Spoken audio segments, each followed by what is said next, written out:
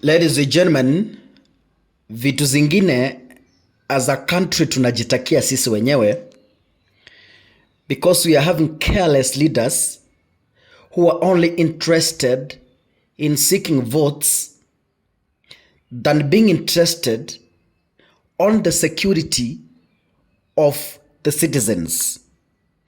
We are having leaders who make careless utterances, careless decisions.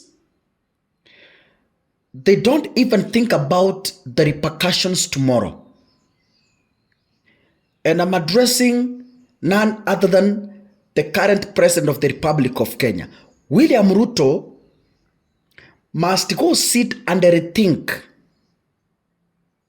Aketi chini, ajiitishe mkutano, ajiongeleshe, ajue, is he building Kenya or he is ready to destroy and bury this country? Let me read for you what DCI posted. This was yesterday. Nataka nikusomee vitu ambavyo DCI iliandika hapa before we proceed. Anti-terrorism police in Mandera East have arrested 2 suspected Al-Shabaab operatives who had planned the abduction of a team of foreign nationals working at a sewer line construction site with Mandera Township.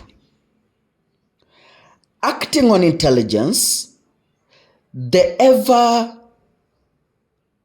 sleuths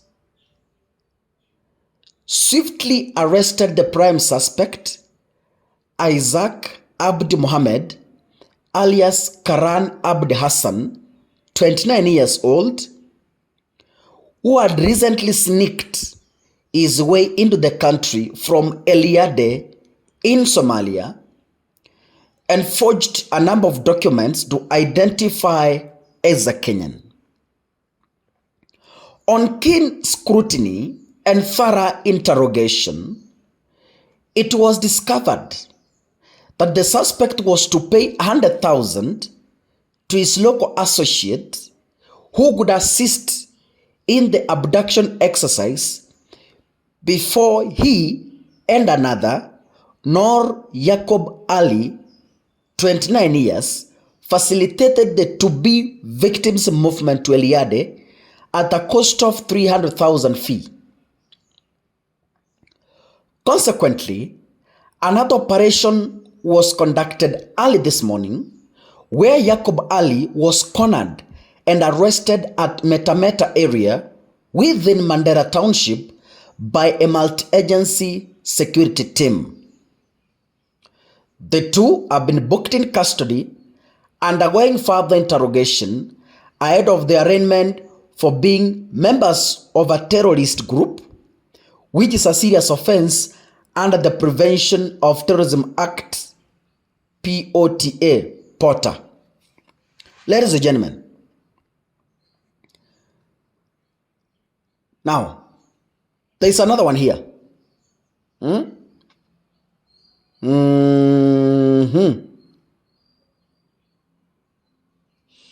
There's another one here, which I want us to discuss. The terrorists who are being arrested here, further reports indicate that some of them had forged documents. Document means what? Legal documents to put them in Kenya, yani to identify themselves as Kenyans. Now, some people complained when we opposed William Ruto's move of vetting Somalis at the border in Northeastern before giving them identification cards. This decision came at a time when William Ruto is looking for support to compensate the Mount Kenya region votes which have since gone dry. But what is the repercussions of doing this? It means someone can walk from Somalia, enter Kenya, and process an ID because there's no vetting. These terrorists who were arrested is a good example of how these things are going to work.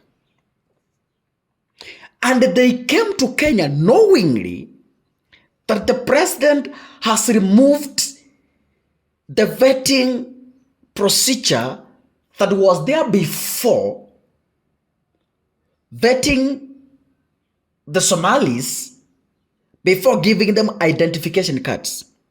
Now, do you see where Kenya is headed to? The government is scoring itself. It is close to 2 weeks, I think, since William Ruto removed the vetting and whatever. Even before we finish a month, terrorists are being arrested for possessing some fake identification documents. And what are they doing, umesikia? They were plotting an abduction. So, does William Ruto already think about this country's security? Because when the president is being sworn in, he said, I will protect. The sword that the president is being given, ile sword anapewa, it's a sign of power. The president is solely responsible through the military to guard and protect a country's border. But when you find the same individual who has zero knowledge about diplomacy, who has refused to be advised, is making very delicate decisions that are going to burn, destroy, and bury this country for life. Kenya is a victim of terrorism. We've been hit before. You remember what happened in 2013? You remember what happened at Garissa University? You remember what happened at Eliade? And police have been killed severally in Mandera. But we have leaders who don't care about that. Their only interest ni kupata kura kwa ballot. Hawataki kujua the security of this country vile kunaenda. Kenya, we are in a mess. Nataka niwaibie siri wa Kenya. We are in problems. Tuko shida. Tuko ndani ya tabu. If we cannot stand up and defend this country, we are going to lose it. There's no shortcut about it. There's no shortcut about it. But anyway, God bless you, ladies and gentlemen. See you in the next episode. Asanteni sana.